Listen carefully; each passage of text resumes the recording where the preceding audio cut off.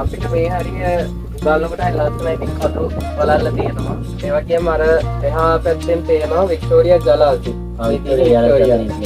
ඒ කියන්නේ එහා පැත්තේ පේන වික්ටෝරියා කියන්නේ. ඔව්. ඒ වික්ටෝරියාම තමයි. ඒ කෑල්ල. හුන්නස්ගිරියේ කන්ද.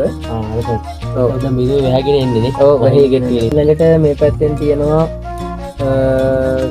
මේ හරියට චෛත්‍ය කීපයක් තියෙනවා. එතකොට අඟුරංකෙත ත්‍රිකිල ගස්කඩ පැත්ත තමයි අර තියෙන්නේ. එතකොට මේ පැත්තේ ඒ කන්ද තමයි අර තියෙන්නේ. එතකොට මෙතෙන්ට ගොඩක් මේ ලොකු view එකක් තියෙන්නේ. හරි ලස්සනයි. මේ ටික ඔක්කොම මේද්දෙන් වැහිලා යනවා. හරි ලස්සන සුන්දර ප්‍රදේශයක් ගයිස්. ඉතින් කැමරාවට පේනවද දන්නේ නැහැ. චෛත්‍ය වලින් වැහිලා තියෙන සෑහෙන චෛත්‍ය ගොඩක් තියෙනවා නේ. ගණන් කළොත් සාමාන්‍යයෙන් 10කට කිට්ටුවෙන් තියෙනවා නේ ස්වාමීන් වහන්සේ.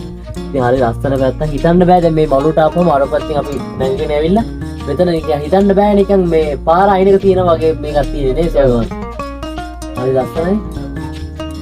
දැන් ස්වාමීන් වහන්සේ කිව්වා වගේ අටසිය බුදුන් නිර්මාණය කරලා තියෙන ඉතින් සිරිපතුරත් වෙනවා. ඉතින් ඔයාලට පුළුවන් අද පුදා ගන්න එන්න මේ පැත්ත. හරි ලස්සනයි මේ වටපිටාව ටික තනිකර ආයෙත් මේ හරිත කන්දකින් වට වෙලා තින්නේ.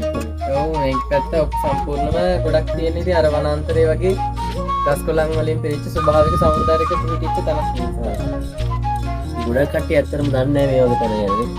ගොඩක් අය දන්නේ නැහැ. ඉතින් මේක තාම අලුතෙන් හදාගෙන යන තැන. ගොඩක් මේ ප්‍රසිද්ධ ස්ථානිකුත් නෙවෙයි. නමුත් බැතිමතුන් ඇවිල්ලා වන්දනාමාන කරගෙන යනවා.